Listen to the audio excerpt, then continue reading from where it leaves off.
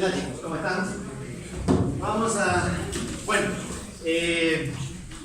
con lo que son las clases, la explicación. Se había ya, tú sabes, entrado a este último tramo del ciclo, la última parte ya, muchachos, ¿no? De lo que vendría a ser las clases. Y estamos tocando quizás los temas de donde más preguntas vienen para la prueba, para el examen, ¿no? Nos referimos pues al capítulo de literatura peruana contemporánea, ¿no? ¿Qué pasa sus compañeros ahí? Pasa rápidamente, no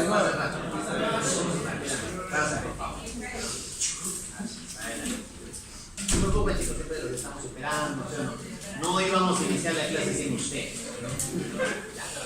¿Están? ¿Están cómodamente sentados? ¿Listo? Ahí está. Bueno, ahora sí creo que ya estamos completos, ¿no? Les decía, estamos entrando pues a los temas más importantes, no porque los otros temas no lo sean, o no porque en la literatura tengamos preferencias, sino porque tú sabes que en el examen de admisión es de ciertos temas en donde ha venido con más frecuencia preguntas para la prueba, para el examen, ¿no? Y el capítulo de literatura peruana es quizás joven de donde más salen las preguntas. Y claro, obviamente pues muchachos, la literatura, ¿no?, más cercana a nuestros días, ¿no? Nos referimos a la literatura contemporánea en el Perú. Ahora, dentro de lo que vendría a ser, muchachos, estos temas que a nosotros nos interesan, nos importan, tenemos algunos que destacan un poquito más por su novedad, ¿no? O sea, Marcos ha preguntado, pues muchachos, durante mucho tiempo sobre Vallejo, sobre Aguidas, ha preguntado sobre Mariano Legar, Ricardo Palma, ¿no? Sobre García Vega, pero muchachos, hay algunos temas que están fresquecitos, recién joven saliditos, pues ustedes saben, ¿no? Dentro de esos temas, ¿no?, estaba por ejemplo el tema de modernismo de José Santos Chocano, ¿no? Es muy importante ver los jóvenes ahí a revisar. Y aquí tenemos justamente otro de ellos, ¿no? Que sería la narrativa de Edgardo Rivera Martínez, específicamente hablando de uno de sus relatos, uno de sus cuentos, titulado El Ángel Yucatán, ¿no? Bien, entonces el día de hoy vamos a comenzar, muchachos, ¿no?, nuestra clase, ¿no?, hablando acerca de la generación a la cual pertenece pues Edgardo Rivera Martínez. Ojo, chicos, este tema tú ya lo viste en la clase pasada, ¿no? Se habló de la generación del 50, ustedes saben, ¿no? Claro, y esta generación del 50 está viviendo, muchachos, la modernización de la capital, ¿no? O las capitales de provincia se modernizan. Dentro de ellas, pues aquí donde nosotros nos encontramos, muchachos, Lima, muchachos, ¿no?, se convierte pues en una fruta atractiva para aquellas personas que viven en provincia, y que si bien es cierto, si alguien vive en provincia, ni loco abandonaría yo mi pueblito que tiene jóvenes, ¿no? Tú sabes, ¿no? Tiene verdor, tiene pues jóvenes, en este caso hay de puro, ¿sí o no? Tiene muchachos, ¿sí o no? Tú sabes, ¿no? Una belleza, pues ni loco abandonaría por venirme pues a una ciudad donde no conozco a nadie, donde hay un desierto, ¿no? Aquí hay delincuencia, inseguridad, cerros de basura, ¿me entiendes o no? O sea, yo estaría loco para hacer eso. Sin embargo, pues hay que recordar que en esos tiempos se vivía una crisis agraria. Hay necesidad de la gente de buscar nuevas oportunidades. Y en ese sentido, la capital ofrecía esas oportunidades educativas, de salud y de trabajo que no encontramos en provincia. ¿Está bien? Así es. La urbe, Lima, tú sabes, va a crecer. Ahí está. Y de pronto, pues muchachos, ustedes saben que existía Lima, y alrededor de Lima había un muro, una muralla que protegía Lima. Todo esto era conocido como el cercado de Lima, ¿cierto o no? Claro. Pero comenzaron a llegar pues los migrantes, muchachos, y ya Lima no era suficiente para poder recibir a todos estos. Así que chao muros, comenzaron a caer, ¿cierto? ¿Ya? Y se comenzaron a tomar los terrenos adyacentes al centro. Ahí está. Está bien. ¿Ya? Ojo, de esa antigua muralla quedan algunos restos todavía. No sé si alguien ha ido por la avenida Bantay, ¿no? Y abajo hay el famoso parque de la muralla, ¿no? Ahí. Bueno, jóvenes van a comenzar a ser tomados por migrantes, pero recuerda, a diferencia del centro histórico, ¿no? Trazado por Pizarro, ¿no? Como si fuese un tablero de ajedrez, lo llamaron el tablero de Pizarro, ¿no? Lima va a comenzar a crecer por acá de forma caótica. No se van a formar barrios, sino se van a formar barriadas. Entonces, una de las cosas que va a ocurrir por aquí es la formación de ¿qué? De las barriadas. Ahora, una de esas barriadas, por poner un ejemplo nada más, ¿no? Tenemos en la zona del Agustín, ¿no? Que está bastante cerca, pero en el Agustino ahí tenemos un tremendo cerro, muchachos, ¿no? El cerro Cerro San José. El cerro se suelta un poquito por acá. Ya, entonces, a ver, como ya no hay espacio en el llano para vivir, yo llego, soy migrante, vengo de provincia, ya he vivido en un cerro, coloco mi casita por acá, pero quiero traer a mis parientes, a mis paisanos, ¿sí o no? Llega el siguiente y él vive por acá. Llega el siguiente por acá, por acá, ¿cierto o no? Claro. Por supuesto que siempre peligroso, obviamente. Por eso, estos lugares que están al margen de la producción urbana, de la planificación urbana, ¿cómo se van a llamar, ya te dije? Aquí se vive de todo. O sea, para empezar, la acumulación de casas es caótica, no hay servicios básicos y además campea la delincuencia, porque no todos vienen a trabajar. No hay oportunidades para todos. A ver, ya. Jóvenes.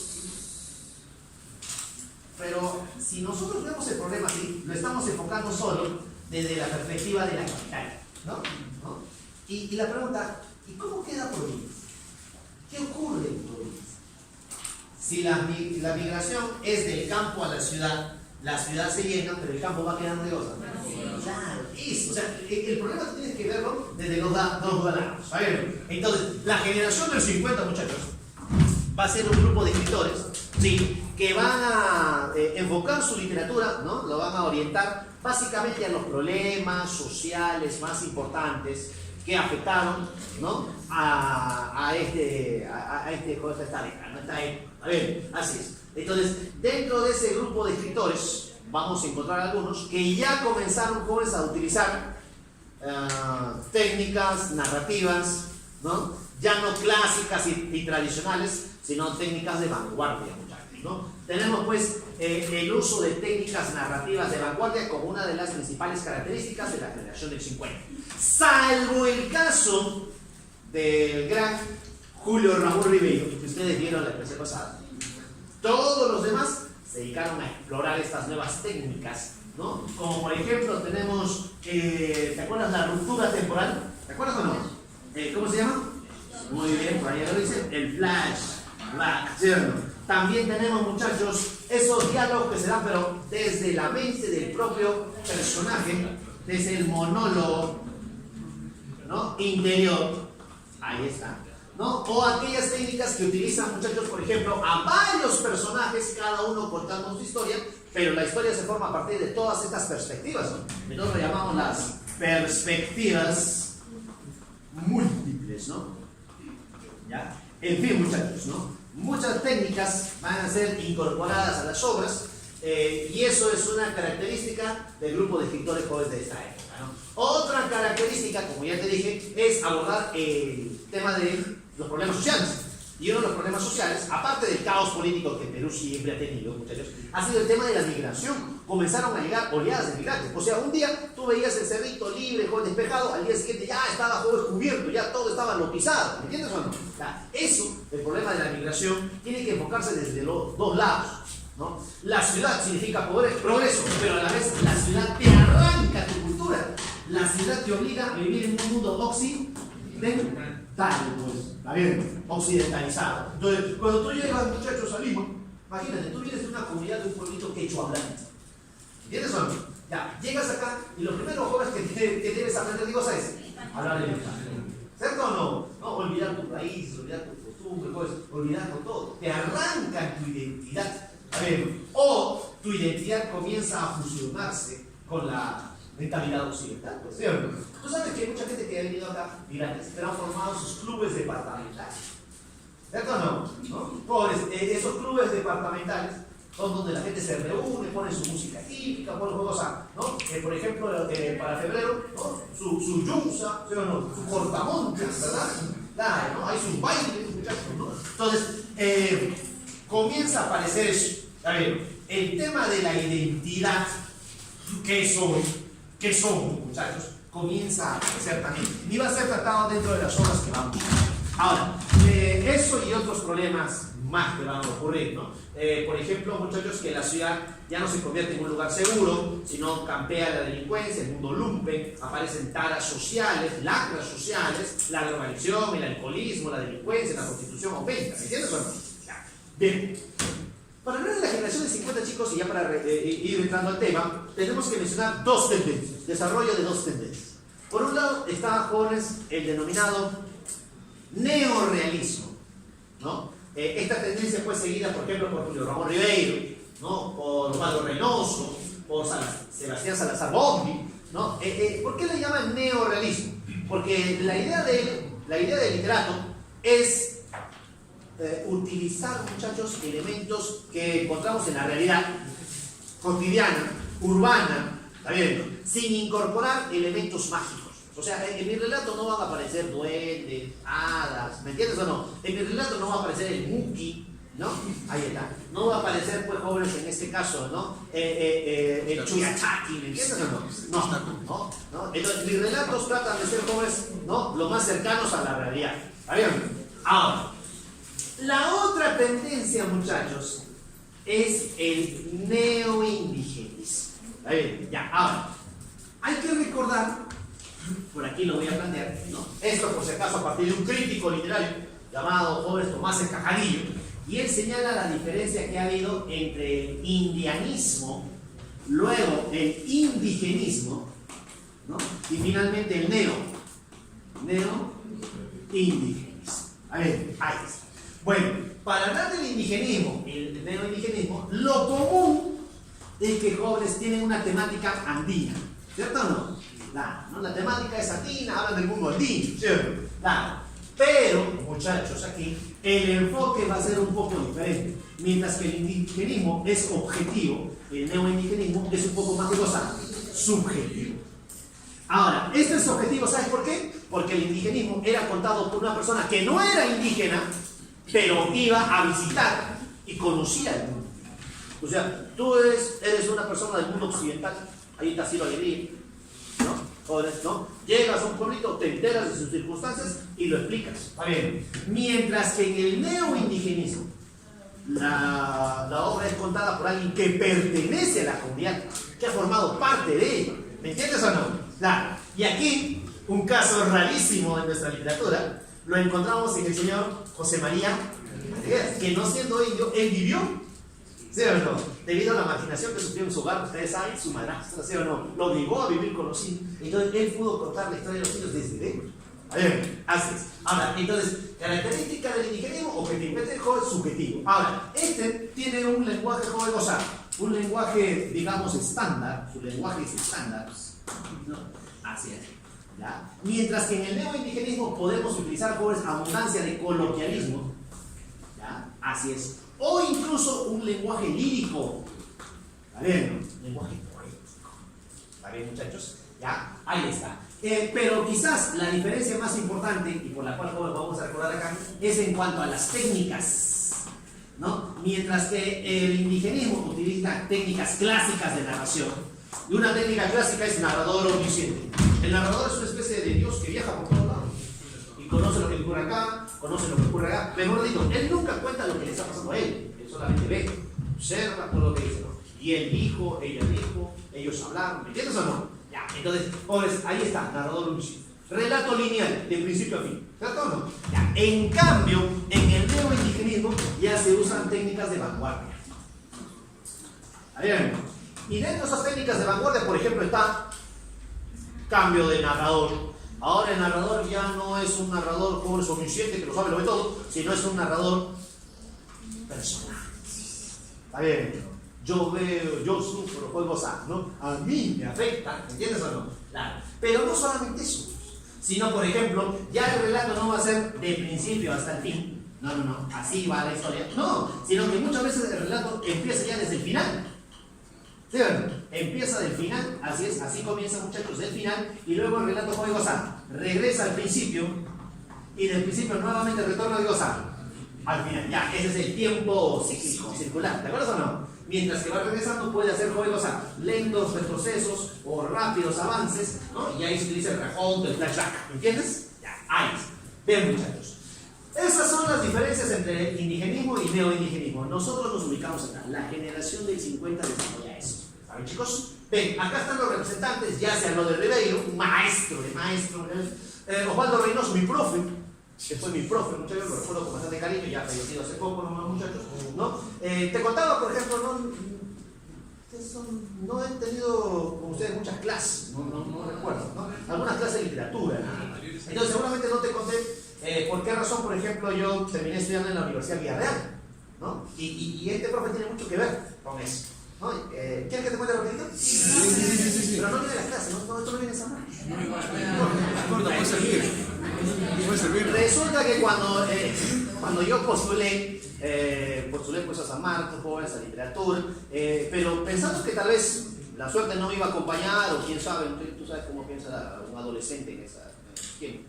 Entonces, también por si acaso me había inscrito en Villarreal, ¿no? Entonces di mi examen de San Marcos, ingresé y al poco tiempo joven volví a dar el examen de Villarreal y también ingresé, ¿no? A la misma carrera, literatura. Entonces, habiendo ingresado a la misma carrera, resulta que, muchachos, fui a San Marcos, tú sabes, con todas las ilusiones con las que llega un cachimbo, ¿no? Lamentablemente San Marcos estaba viendo un tema político bien bravo, porque yo llegué y toda la primera semana que estuve, solamente jóvenes, hubo una sola clase. A ver, el resto, los alumnos se pasaron organizando que el aula debe estar joven, ¿no? Vinieron alumnos de otras bases, hasta incluso recuerdo que ya estaban formando un partido político, ¿sí o no? Ya vamos a hacer una toma, ya estamos. Bueno, un par de semanas después inicia mis clases en Villa, y aquí ocurrió con eso. O sea, el primer día que yo entro a la Villa, entro, y ahí sentado, jóvenes, en la carpeta del profe, sí, estaba Osvaldo. O sea, tú te imaginas, ¿no? Entras y de esos literatos que has escuchado solo el nombre y lo encuentras ahí. Éramos 30 estudiantes, el profesor cerró la puerta y una clase magistral. Entonces yo dije, aquí, este es el lugar donde yo quiero. Está bien, así es, muchachos, pero como te digo, con bastante respeto y obviamente jóvenes también, ¿no? Reconocer a mis colegas que son de San Marcos, ¿no? Pero yo soy virraleño, gracias a Osvaldo Reynoso, ¿no? Él tiene el relato Los Inocentes y en octubre no hay milagros. ¿Habrán escuchado ustedes esto? La clase pasada les habrán comentado, ¿no? Así es, ¿no? Acá se trabajan las perspectivas múltiples, ¿no? En Los Inocentes, o Lima on Rock, así también se llama, ¿no? Son 4 personajes los que van contando la historia, ¿no? Cada uno de ellos inmerso en un mundo pues marginal, ¿no? Algunos de ellos jóvenes, ¿no? Son delincuentes, trafican con drogas, otros incluso tienen que vender su cuerpo, jóvenes, ¿no? Sexualmente hablando, ¿sí o no? Claro, ¿no?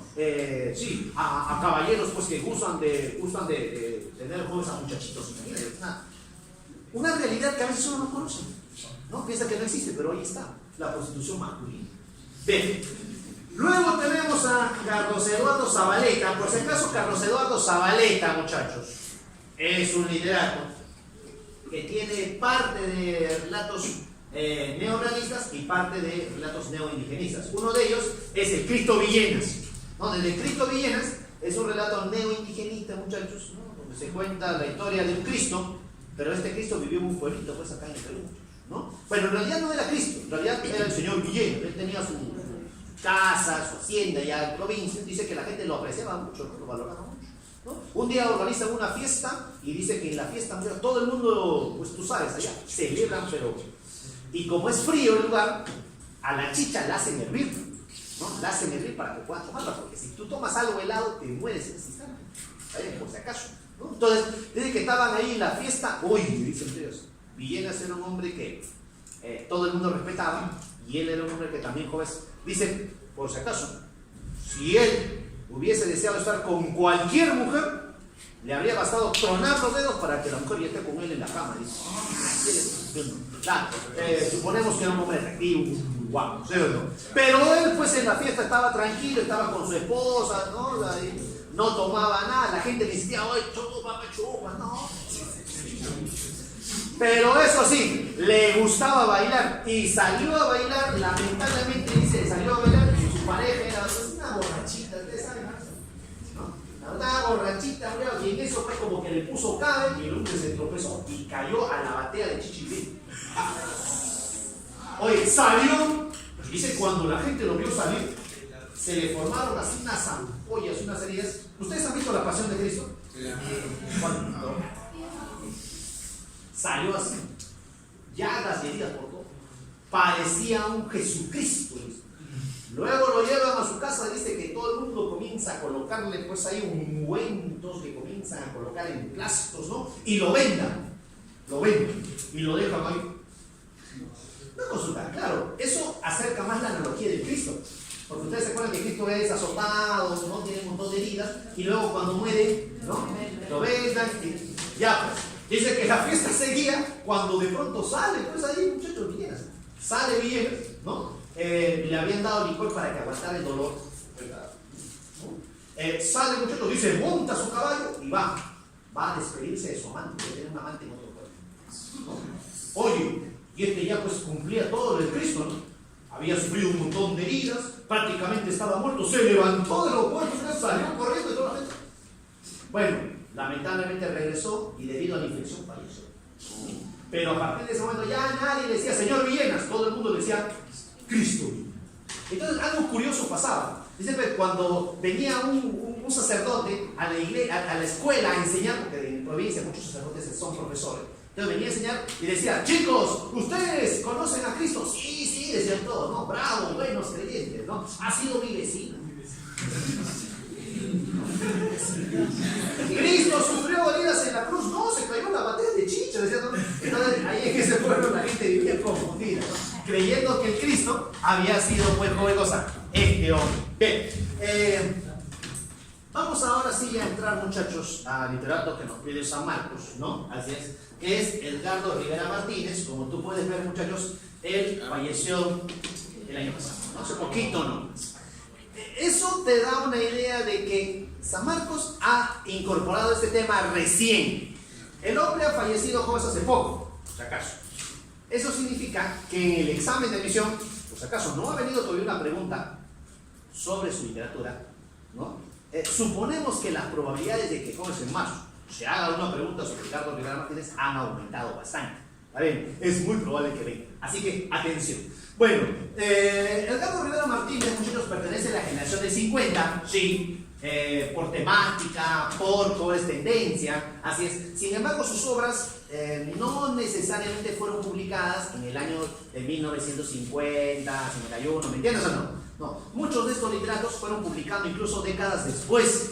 Por ejemplo, Rivero, él fue publicando hasta que falleció en 1994, muchachos, ¿no? Así que, joven, que sea de la generación del 50 no quiere decir que en ese año nomás publicaron, ¿ya? Entonces, Edgardo Rivera Martínez estudió en San Marcos, gana una beca y se va, jóvenes, a estudiar a uno de los lugares pues considerado cuna, ¿no? Conocimiento de la cultura de las artes occidentales. Se va a Francia, muchachos, ¿no? Él va a llegar a Francia en una época muy especial, ya te voy a contar. Bien. Ahora, Rivera Martínez destaca en narrativa. O sea, él ha escrito novelas, ha escrito cuentos, ¿no? Narrativa. O sea, él no es dramaturgo, no ha hecho obras de teatro ni poeta. ¿Está bien? ¿Ya? Él destaca en narrativa. Pero, si bien es cierto, él no ha sido poeta, la manera como escribe es como si hiciera poesía. Ya lo vamos a ver. ¿Está bien? Ahora, algo también para destacar sobre este señor, que fue miembro de la Academia Peruana de la Lengua, ¿no? Así que suponemos ser un hombre muy entendido con el idioma. Cuando escuchemos ahora el relato, ¿no?, de Ángel de Opongalte, te vas a dar cuenta, jóvenes, de cómo es la calidad de su literatura. Bien, características de su obra. Y cuando digo de su obra, estoy diciendo de toda su obra, por si acaso, ¿ya? Primero, en él destaca una identificación con el ámbito, más aún el lugar de donde él proviene. Él proviene, jóvenes, de una zona llamada Jauja. No sé si has escuchado hablar de eso. A ver, ahora, él poetiza la realidad provinciana. ¿Te acuerdas que te dije que el neoindigenismo, al momento de escribir, se concentra más en lo lírico o no? Lírico es lo poético. Entonces, cuando él escribe es como si estuviera pues, cantando una especie de poema, más que contando una historia. ¿Está bien? Ahora, ¿qué más? Esto es importante. Uso del realismo mágico. Chicos, ¿recuerdas el realismo mágico? ¿Te acuerdas de 100 años de eso? ¿Ya? ¿Qué es el realismo mágico? Ya, yo sé que me vas a decir eso. Profe, el realismo mágico es una técnica que consiste en incorporar elementos sobrenaturales dentro de la historia, pero los personajes lo toman como si fueran normales. ¿Cierto o no? Normales. Por ejemplo, muchachos, este hombre de fuerza y de tamaño descomunal, José Arcadio Buendía, ¿sí o no? Un hombre que para poder entrar tenía que romper la puerta, porque sus espaldas no entraban en una puerta normal. ¿Sí o no? El otro que había nacido, muchachos, con los ojos abiertos, su hermano Aureliano, ¿te acuerdas o no? Y que podía ver el futuro, ¿te acuerdas o no? Pobres. Ahora, la muchachita tan hermosa, tan bella, ¿sí o no? Que un día simplemente se elevó y se fue ¿a dónde? A los cielos. ¿Te acuerdas del remedio Clavería o no? Entonces, el realismo mágico incorpora elementos sobrenaturales, pero los personajes dentro de la historia lo toman como normales. ¿Entiendes o no? Ya, dentro de esta historia va a aparecer justamente eso. Atención, con lo mágico. También encontramos en su obra rasgos existenciales. Debido a que él estuvo allá en París, jóvenes, ¿no? Él va a acercarse bastante a la literatura que estaba de moda en ese tiempo, la literatura de Jean-Paul Sartre. Y él es un literato de una corriente llamada el existencialismo, ¿no? Así es, ¿no? Donde se pregunta uno, ¿y qué es su vida? ¿No? ¿Cuál es la razón de mi existencia? ¿Para qué existo? ¿Cuál es el propósito de mi vida? Bien. Los personajes que utiliza Rivera Martínez son personajes marginales y solitarios, ¿no? Así es. Bien, acá tenemos sus novelas, por si acaso la novela más conocida o reconocida de Carlos Rivera Martínez es País de Jauja, ¿no? Jauja es un lugar que se recomendaba mucho aquí en Lima, tú sabes, los que tienen, ¿no? O tenemos problemas respiratorios, es por la humedad y la contaminación de la ciudad. ¿Qué nos recomienda? Un clima más limpio y seco, ¿cierto o no? Entonces, un lugar ideal era Jauja. Entonces, cuando te ibas a Jauja, Jauja normalmente estaba juegosa, llena de personas que padecían enfermedades respiratorias. Y no te podías ir de ahí, porque, jóvenes, ese lugar te ayudaba a tu salud, ¿sí o no? Si salías de ahí, otra vez te enfermabas. Entonces, Jauja se convirtió en ¿qué? En su país. ¿Entiendes o no? Como si no hubiera más fronteras. Bien, ahora sí, chicos, ya. Vamos a hablar de esta obra que nos pide Samar, ¿no? Ángel de Ocungate. ¿Sabes? Ahora, para empezar, muchachos, quería mencionarles, el Ángel de Ocungate es un relato que obtuvo el premio, fue ganador, ¿no?, de un concurso literario organizado por la revista Caretas. Creo que hasta ahora todavía sigue existiendo por esa revista y hasta ahora todavía sigue existiendo este premio. Atención a los que se animen. Él va a ganar el premio. El concurso se llamaba El relato de las 1000 palabras. ¿Tu cuento debía tener exactamente cuánto? 1000 palabras sin contar el título. ¿Entiendes? Eso, ¿no? Él gana ese concurso. ¿Y saben qué? Dentro del jurado estuvo nada más ni nada menos que nuestro premio Nobel. El jurado unánimemente le dio, jóvenes, el premio. Dijo, ¿sabe qué? Él es el ganador. ¡Pum! Está bien, ¿no? Su relato, muchachos, como tú puedes ver en el título, ¿no?, nos menciona o nos habla de la historia de quién, de un ángel. Así es. Solo que este ángel proviene de una zona allá en el Cusco, ya bastante pobre, ¿no?, cercana a la parte alta de la Puna misma. Claro, es una pampa en las alturas llamada Ocungate, y este ángel viene. ¿Vale? Bien, características del Ángel de Ocungate: cuento indigenista, ganador del concurso del premio de las 1000 palabras, ¿no?, de la revista Caretas. El narrador es protagonista, o sea, el propio personaje cuenta su historia. Así es. Emplea la técnica del realismo mágico. Así es, muchachos. Aquí va a haber esa cosa mágica, fantasiosa, ¿no? Así es. Uso del monólogo o soliloquio. El propio personaje va contando su historia, pero como está solo, no hay nadie que lo rodea, Se entiende que él habla, pero es como si hablara de cosa consigo mismo, ¿no? Desde el monólogo. A ver, así. Por ejemplo, te preguntáis, ¿quién soy? Ave negra, ¿no? Solitaria. Entonces, él está respondiendo así, ¿no? Es el monólogo, el soliloquio. Recurre a la prosopopeya, que es una figura que consiste en describir su apariencia, ¿no? También combina lo mítico con lo religioso. Esto de lo mítico y lo religioso tiene que ver con, ojo, atención, para aquellos que les gusta, ¿no? La Biblia, han leído la Biblia, ¿no? La cargan ahí, incluso hasta la academia. Hablamos de una historia que en la Biblia no está bien explicada, o bien contada, o bien desarrollada, pero la historia se conoce más por fuentes paganas. Tiene que ver con Dios y la creación de esos seres. Tú sabes que Dios creó una generación de seres que no tenían defectos, eran tan perfectos como Él. Y sí, y a pesar de que todos eran hermosos, y todos eran inmortales como Él, hubo uno que era su favorito, que era tan hermoso, tan cercano a Él, ¿no? Y dice que Dios, teniendo a este como favorito, le entregó la luz para que Él la llevara delante de los demás ángeles. O sea, lo elevó. Y como llevaba la luz, Él era llamado Lucifer. Pero un día Lucifer dice, ¿cuál cosa? Se quiso revelar. Total, él era semejante a Dios o no. Y Dios lo castiga por esto, por ellos, y ¡bum! Lo manda desde los cielos, cae como cometa y se va hacia la tierra. Ese es el mito del ángel caído. Esta historia cuenta algo similar o tiene relación con esto. ¿Saben, chicos? El mito del ángel caído. ¿Vale? Bien, ahora, muestra rasgos existenciales. Ya te habíamos mencionado esto de los existenciales, ¿sí o no? ¿No? Por ejemplo, cuando el personaje dice, ¿quién soy? ¿Sí o no? Se pregunte las cosas. Bien, chicos, vamos a hacer algo. Vamos a mencionarte algunos pasajes de la historia, ¿no? Te voy a contar, ¿no? Pero recurriendo a los propios pasajes de la historia, digamos para tener una referencia más cercana, ¿no? De lo que vendría a ser el relato. No sé si tú te has fijado, pero en tu boletín, en tu material, tú tienes, ¿no? Referencias de la historia. A ver, ¿te puedes fijar? ¿Sí? A ver.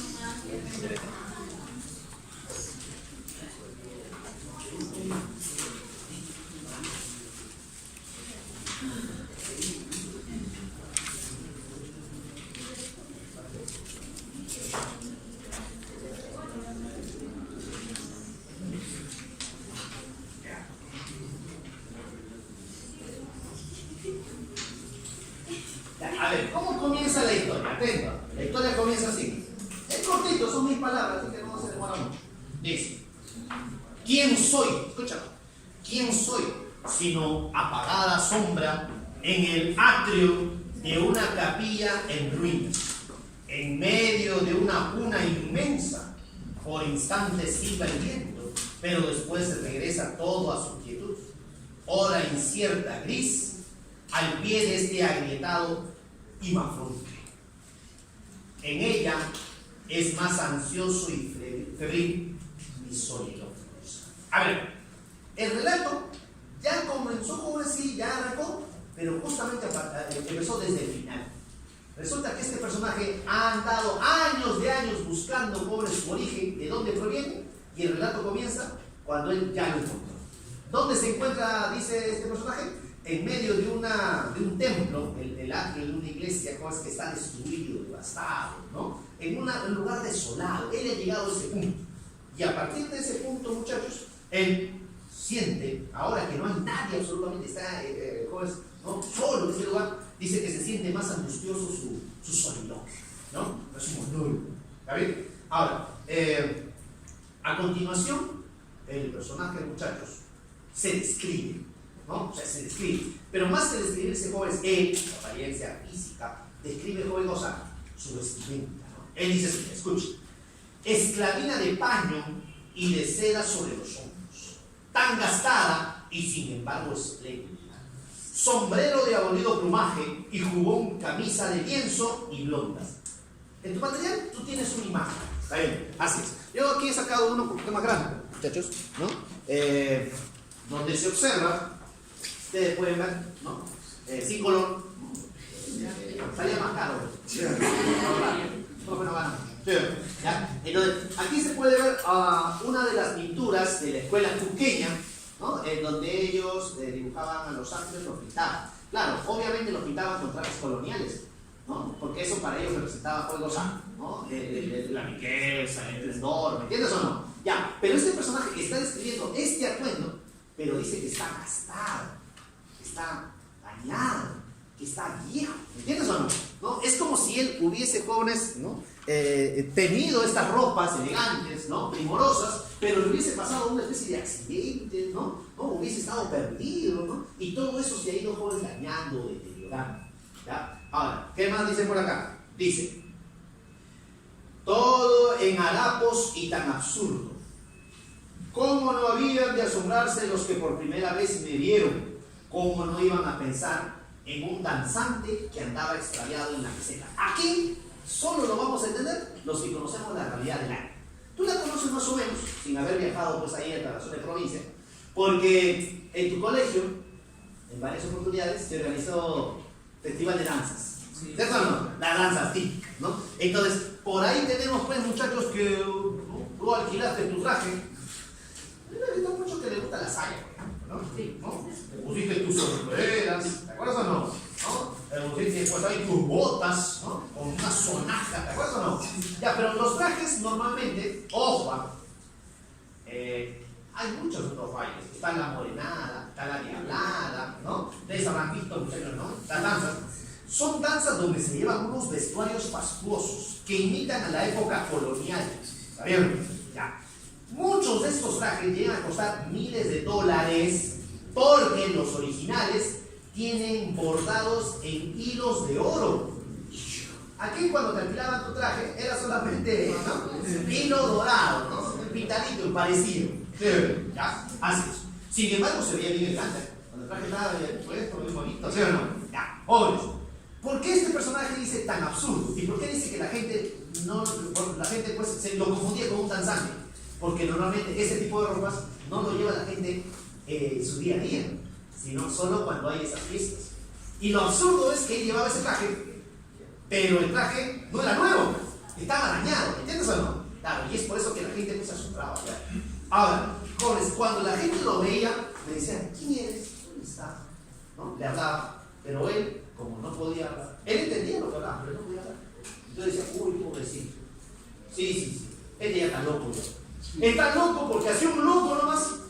Oye, ¿tú te imaginas de pronto venir a la academia disfrazado de bromas? Del Joker, ¿sí o no? ¿Te imaginas venir ¿no? Con tu maquillaje blanco, ¿no? Ahí con tu pelito. O sea, imagínate. Entonces, muchos dirán que ya se volvió loco, que está consumiendo, ¿sí o no? Igual en el caso, entonces lo vean. Dicen que las abuelitas, al verlo, se acercaban a las abuelitas.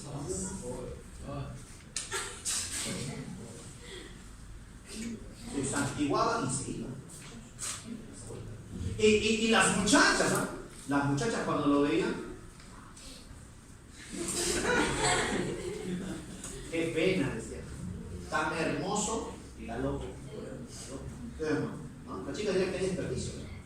Tan guapo y tan independiente. Y como nunca hablaba, la gente pensó, este no solo ha perdido el juicio, sino también ha perdido el habla. ¿Y saben por qué? Según la gente que lo veían, como lo veían con esa ropa, decían, seguro en el frenesí del baile.